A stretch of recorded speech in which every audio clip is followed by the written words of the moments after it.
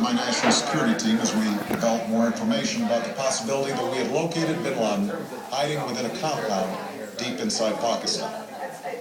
And finally, last week, I determined that we had enough intelligence to take action and authorized an operation to get Osama bin Laden and bring him to justice.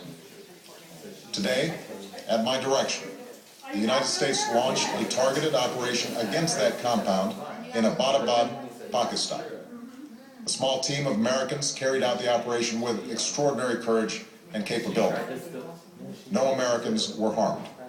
They took care to avoid civilian casualties. After a firefight, they killed Osama bin Laden and took custody of his body. For over 2 decades, bin Laden has been al-Qaeda's leader and symbol, and has continued to plot attacks against our country and our friends and allies. The death of bin Laden marks the most significant achievement to date in our nation's effort to defeat al-Qaeda. Yet his death does not mark the end of our effort. There's no doubt that al-Qaeda will continue to pursue attacks against us. We must, and we will, remain vigilant at home and abroad. As we do, we must also reaffirm that the United States is not and never will be at war with Islam. I've made it clear, just as President Bush did shortly after 9/11, that our war is not against Islam. Bin Laden was not a Muslim leader. He was a mass murderer of Muslims. Indeed, al-Qaeda has slaughtered scores of Muslims in many countries, including our own. So his demise should be welcomed by all who believe in peace and human dignity. Over the years, I've repeatedly made clear that we would take action within Pakistan if we knew where bin Laden was. That is what we've done. But it's important to note that our counterterrorism cooperation with Pakistan helped lead us to bin Laden and the compound where he was hiding. Indeed, bin Laden had declared war against Pakistan as well and ordered attacks against the Pakistani people. Tonight, I called President Zardari, and my team has also spoken with their Pakistani counterparts. They agree that this is a good and historic day for both of our nations. Going forward, it is essential that Pakistan continue to join us in the fight against al-Qaeda and its affiliates. The American people did not choose this fight. It came to our shores and started with the senseless slaughter of our citizens. After nearly 10 years of service, struggle, and sacrifice, we know well the costs of war. These efforts weigh on me every time I, as Commander-in-Chief, have to sign a letter to a family that has lost a loved one, or look into the eyes of a service member who's been gravely wounded. So Americans understand the costs of war. Yet, as a country, we will never tolerate our security being threatened, nor stand idly by when our people have been killed. We will be relentless in defense of our citizens and our friends and allies. We will be true to the values that make us who we are.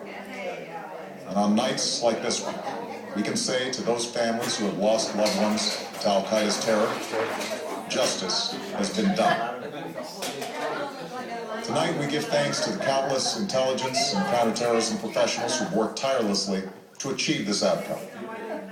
The American people do not see their work nor know their names, but tonight they feel the satisfaction of their work and the result of their pursuit of justice.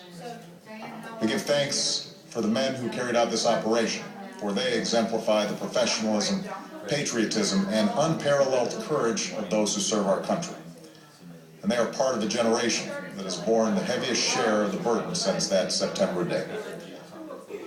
Finally, let me say to the families who lost loved ones on 9/11 that we have never forgotten your loss, nor wavered in our commitment to see that we do whatever it takes to prevent another attack on our shores.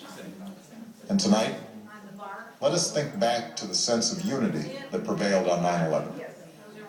I know that it has at times frayed, yet today's achievement is a testament to the greatness of our country and the determination of the American people. The cause of securing our country is not complete, but tonight we are once again reminded that America can do whatever we set our mind to. That is the story of our history. Whether it's the pursuit of prosperity for our people or the struggle for equality for all our citizens, our commitment to stand up for our values abroad, and our sacrifices to make the world a safer place. Let us remember that we can do these things not just because of wealth or power, but because of who we are. One nation, under God, indivisible, with liberty and justice for all. Thank you. May God bless you. And may God bless the United States of America. President of the United States making the dramatic, historic announcement. That's all official now. Bin Laden is dead. The president describing in some detail, not all of the detail. Uncle Rick over here. That was good. He was kicked out. Yeah. And then a team was assembled to go there and kill him, capture him, or kill him. In this particular case, they killed him. The president saying they had cooperation from the Pakistani government. He had President Zardari of Pakistan for the assistance in this effort. They had the body, they retrieved the body, and they confirmed, in fact, it was over at Auntie Diane's house in Las Vegas. To other obvious visual There's sightings. Auntie, there's Diane. They had the right individual. Name all the people over there. Name all the people over there. Grandma, Jean, Sandy, he was to the point, Sante, and Laura, he and understood Diane, fully owner what this announcement Dave, means, the at the cheering. bar. I can even hear it now around the world, certainly where you are at the White House.